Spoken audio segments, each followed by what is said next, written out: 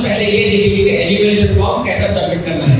एक बार फिर से मैं आपको बोल दूं, एन्यूमरेशन फॉर्म किसको आएगा? जिनका नाम वोटर लिस्ट में है उन्हीं लोगों को आएगा। ठीक है, तो अब हम एन्यूमरेशन फॉर्म देखेंगे। देखिए आपका एन्यूमरेशन फॉर्म इस तरीके से रहेगा। जैसा मैं आपको बताया था कि आपके एन्यूमरेशन फॉर्म में 2025 का इंफॉर्मेशन प्रिंटेड रहेगा।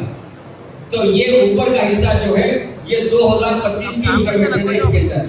आप देखिए वहां से देखिए, वहां पर हमारे मोहम्मद आजम अली साहब का नाम है, उनका एपिक नंबर है, आपका घर का एड्रेस है नागामोली का है, फिर आपका जो वोटर लिस्ट में कौन से सीरियल नंबर पे है वो लिखा हुआ है, कौन से बूथ नंबर है, बूथ का एड्रेस क्या है, कौन सी असेंबली कॉन्स्टिट्यूएंसी है और स्टेट क्या है। तो ये आपको 2025 का इंफॉर्मेशन आ गया। ये आपका क्यूआर कोड है, वो बीएलओ आपसे स्कैन करना पड़ता है, वो आपका हमारा मसला नहीं है, बीएलओ स्कैन कर सकता है, आपके फोन से स्कैन नहीं होता। यहाँ पर आपकी फोटो है, जिस तरीके से आपके वोटर लिस्ट में फोटो है वही फोटो यहाँ पर लगाई गई है। ठीक है, अब इसके बाद जो ये हिस्सा है खाली हिस्सा, यहाँ पर आपको अपनी करंट फोटो लगाना है। ठीक है, तो ये रहा आपका पहला मरहला कि सिर्फ आपको इंफॉर्मेशन देख लेना है और करंट फोटो लगाना है। अब इसके नीचे जो है आपका 2002 के डिटेल्स लिखना है। अब देखिए ये दो खाने दिख रहे हैं आपको, मेरे को समझाने की जरूरत ही नहीं है क्योंकि आप लोग पिछले 3 महीने से यही काम कर लेते हुए आ रहे हैं। ठीक है, अगर फर्ज करिए ये अय्यूब साहब का जो नाम भर रहे हैं आजम अली साहब का, ये फॉर्म आजम अली साहब का है, तो आजम अली साहब का ही नाम 2002 में मिल जाता है, तो किस तरफ लिखेंगे? ये फॉर्म के बाईं ओर पे लिखेंगे। ठीक है, ये वाले खाने में लिखेंगे हम पूरे 2002 के डिटेल्स। अगर आजम अली साहब का नाम 2002 में नहीं मिल रहा है तो उनको किससे मैपिंग कर सकते हैं? उनको अपने वालिद, वालदा, दादा, दादी, नाना, नानी से मैप कर सकते हैं। तो अगर वालिद, वालदा, दादा, दादी, नाना, नानी का अगर इंफॉर्मेशन मिल रहा तो कहाँ लिख सकते हैं आप? इस तरह लिख सकते हैं आप। ठीक है, तो यहाँ पर आपको लिखना है। तो हम क्या करें, पिछले 3 महीने से ये जो प्रोफार्मा है, ये प्रोफार्मा हम हमारे जमात के लेटर पे प्रिंट करके हर घर फिर के जिनका नाम 2002 में मिल रहा उनको इंफॉर्मेशन लिख के दी। आप देखें प्री-एसआर एक्सरसाइज में बीएलओ मैपिंग करें, मैपिंग करने के साथ ही कोई कलर हरा आ जा रहा था, हम लोग क्या करें उसकी फोटो लिए, फोटो लेके पूछोगे कि भाई हमारा नाम मैप हो गया और हमारे पास जमात से भी वो पेपर आ गया। लेकिन हर वो शख्स जिसको एन्यूमरेशन फॉर्म फिर से भर के देना है, अगर आप ये मुलाज़े में रहेंगे कि मैं तो मैपिंग हो गया, मैं तो बीएलओ का स्क्रीनशॉट भी ले लिया और मेरे पास जमात का भी पर्चा आ गया और मेरा तो मैपिंग हो गया, बस अब कुछ भी करने की जरूरत नहीं। आपका मैपिंग हुआ होगा, आपके पास बीएलओ का स्क्रीनशॉट होगा, आपके पास जमात का जो एन्यूमरेशन फॉर्म जो प्रोफार्मा बना के दिए वो भी होगा, उसके बावजूद भी आपको एन्यूमरेशन फॉर्म भर के देना है। ये जरूरी है। एन्यूमरेशन फॉर्म भरेंगे तो आपका नाम इलेक्टोरल रोल में आएगा, यानी ड्राफ्ट रोल में आएगा। आप लोगों को मालूम है ड्राफ्ट रोल जो फाइनल रोल है उससे पहले एक कच्ची लिस्ट प्रिंट करते हैं तो उसको ड्राफ्ट रोल कहते हैं, और ये कच्ची लिस्ट के बाद में एक पक्की लिस्ट बन के आती है उसको फाइनल रोल कहते हैं। ठीक है, तो ये ड्राफ्ट रोल में आएगा। तो ये है हमारा 2002 में लिखने का तरीकेकार। अब इसके नीचे जरा करीब देखिए, ये एक इंफॉर्मेशन है, हम ये 2002 के डिटेल्स लिख दिए, उसके बाद में नीचे जनरल इंफॉर्मेशन है।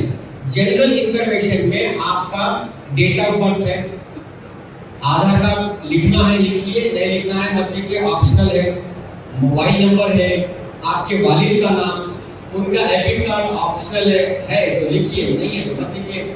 उसी तरीके से आपके वालदा का नाम है, उसके बाद उसका एपिक नंबर है, अगर वालदा का एपिक नंबर है लिखिए, नहीं है तो कोई जरूरत नहीं। उसके बाद में अगर मर्द शादीशुदा मर्द का फॉर्म भर रहे हैं तो अपने अहलिया का नाम लिखना है, अगर शादीशुदा खवातीन भर रहे हैं तो अपने शौहर का नाम लिखना है, और अगर गैर शादीशुदा लड़का लड़की भर रहा है तो ये नीचे के 2 नाम है स्पाउस नेम, आखिरी के 2 लाइन दिख रहे हैं उसको आप नील कर दीजिए। ठीक है, तो ये है। अब क्या होगा, ये एन्यूमरेशन फॉर्म भरते वक्त फर्ज करिए मेरा एलिमिनेशन फॉर्म भर रहा हूँ, मेरे 2002 के डिटेल्स है, ठीक है। तो क्या करेंगे हम 2002 के डिटेल्स वो तरतीब पे बाएं और दाईं तरफ जो भी है, अगर मेरा नाम मिला तो बाईं तरफ, मेरे रिलेटिव्स का मिला तो दाईं तरफ लिख देंगे, ये नीचे का फॉर्म भर के दे देंगे। अगर मेरा नाम 2002 में नहीं मिल रहा तो मैं क्या करना, अगर 2002 में नहीं मिल रहा तो ये ऊपर जो ये हिस्सा जो है 2002 का लिखना है, इसके अंदर डिटेल्स, मेरे 2002 के डिटेल्स नहीं मिले तो कुछ भी मत लिखिए, आप इसको क्रॉस कर दीजिए, क्योंकि आपके पास डिटेल्स नहीं है, आप मत लिखिए।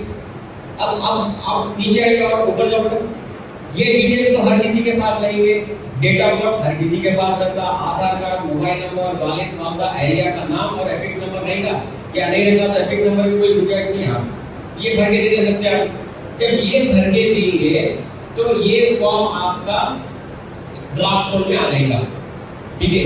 ये फॉर्म जो कोई भी भर के देगा उसका नाम ड्राफ्ट रोल में आएगा, कच्चे रोल में।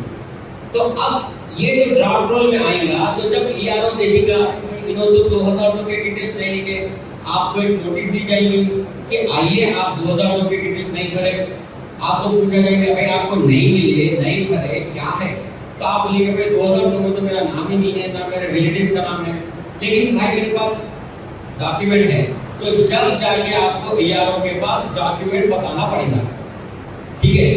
तो ये फॉर्म हम उन लोग भी भरना है जिनका 2002 में डिटेल्स मिल रहा, वो लोग भी भरना है जिनका 2002 में डिटेल्स नहीं मिल रहा। नहीं मिलने की सूरत हाल में 2002 के डिटेल्स की जगह को आप क्रॉस कर दीजिए, नीचे का हिस्सा भर दीजिए। मिलने की सूरत हाल में 2002 में लिखिए और नीचे की इंफॉर्मेशन भर दीजिए। ये फॉर्म आप बीएलओ को देंगे, बीएलओ ईआरओ को देगा, ईआरओ चेक करेगा, चेक करने के बाद में अगर उसको डिटेल्स थोड़ा सा गलत दिखे तो उन्होंने आपको नोटिस देंगे, नोटिस लेके आपको जाना पड़ेगा वो तारीख वो टाइम के ऊपर ईआरओ के पास जाकर उन्होंने आपको नोटिस दिए, वो नोटिस में बताएंगे भी कि क्या गलती दिख रही, ईआरओ साहब को क्या गलती दिख रही है फॉर्म में। उन्होंने बोलेंगे 2002 का डेटा मिसिंग है, उन्होंने बोलेंगे आपका नाम मिस्टेक है। अब उसमें जो है आप 2002 में एसएम अहमद लिखे थे, आप 2025 में सैयद मुश्ताक अहमद दिख रहे, ये दोनों नाम में मिस्टेक है भाई, आप इसको क्लैरिफाई करिए। या फिर उन्होंने जो बताएंगे कि एज का डिफरेंस है, जो कोई भी मिस्टेक रहेगी वो मिस्टेक स्पेसिफाई करके बताते हुए आपको नोटिस देंगे।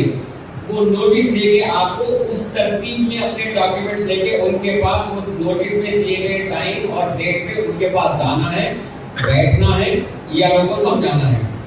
अब जब ईआरओ को समझाएंगे दो चीजें होंगी, या तो ईआरओ साहब आपके क्लैरिफिकेशन को एक्सेप्ट करेंगे और आपका फॉर्म अप्रूव करेंगे, एक्सेप्ट करेंगे, वहां पर आपका काम खत्म, आपका नाम ड्राफ्ट रोल से फिर फाइनल रोल में आ जाएगा। अगर ईआरओ साहब आपके क्लैरिफिकेशन से मुतमईन नहीं हुए तो उन्होंने आपका फॉर्म रिजेक्ट करेंगे। अगर आपका फॉर्म रिजेक्ट हुआ तो आप क्या कर सकते हैं, अपील में जा सकते हैं, कमिश्नर साहब के पास यानी डीओ साहब के पास एक बार अपील कर सकते हैं, उनका भी जो अगर फैसला अगर आपको नामजद देगा तो फिर आप सीईओ के पास फाइनल अपील कर सकते हैं। तो ये हियरिंग में कैसा जाएंगे, अपील कैसा फाइल करेंगे, कितने किस्म की अपील रहती, क्या क्या करना पड़ता अपील में, ये चीजों को हम फिर से एक बार ये एक महीना जो एलिमिनेशन का सिलसिला जब खत्म हो जाएगा फिर से एक बार ऐसे ही निश्चित रखेंगे और फिर बाद में जो है उसको ऊपर डिस्कस करेंगे। आज हमारे लिए इंपॉर्टेंट सिर्फ एलिमिनेशन फॉर्म है, चूंकि सिर्फ एलिमिनेशन फॉर्म एक महीने तक एलिमिनेशन फॉर्म का सिलसिला चल रहा है तो इसीलिए आज के डिस्कशन में सिर्फ हम एलिमिनेशन फॉर्म के ताल्लुक से बात करेंगे, हियरिंग अपील वकील से बात करेंगे। तो ये था हमारा एलिमिनेशन फॉर्म भरने का तरीकेकार। अच्छा, अब जैसे कि मैं बता दिया, जरा ऊपर करो, नहीं इधर ऐसा और थोड़ा करिए और थोड़ा करिए। अब यहाँ पर देखिए आपको साइन करके देना है, ये यहाँ पर आप पढ़ सकते हैं, बता रहा है कि सिग्नेचर या तो इलेक्टर का सिग्नेचर या फिर लेफ्ट थंब इंप्रेशन, अगर पढ़ने लिखने लिया तो बायां जो अंगूठे का निशान, इंप्रेशन ऑफ इलेक्टर यानी इलेक्टर का, या फिर any adult family member mention relationship with date, ठीक है। तो यहाँ पर आप बाकायदा इलेक्शन कमीशन ऑफ इंडिया के तौर पर लिखत में दिया गया है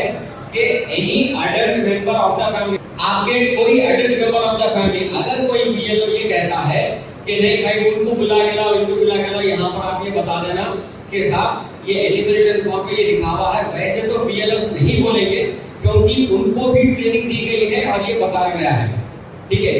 तो ये तरीकेकार है हमारा जो है एलिमिनेशन फॉर्म भरने का और सबमिट करने का, वहां पर बीएलओ साइन भी करेगा और ये एलिमिनेशन फॉर्म को आप जो है जैसा पासपोर्ट जैसा दूसरे सर्टिफिकेट की तरह हिफाजत से रखते उसी तरीके से हिफाजत से रखना है।